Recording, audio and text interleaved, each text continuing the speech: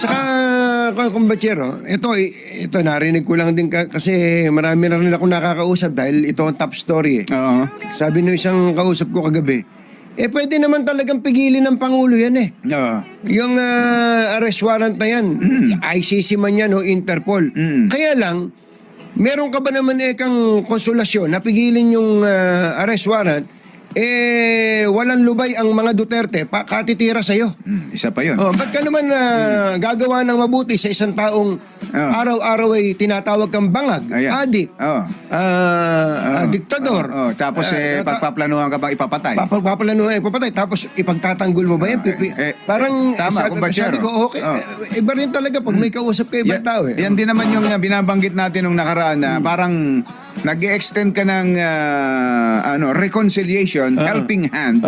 Iniaabot mo, pero inaabot mo yung kamay, tinataga yung kamay mo. Na sinasabing bangag ka. Ba't mo kami aabotin? Bangag ka. Adik ka. Adik ka. Ngiwi ka. Lahat. Paano nga naman mangyayari? Kumbaga, Andun tayo umaasa ka sa kapwa mo na mabuti ang gagawin sa'yo, pero ginagawan mo naman siya ng masama araw-araw. Yun ang sinasabi natin. Oo.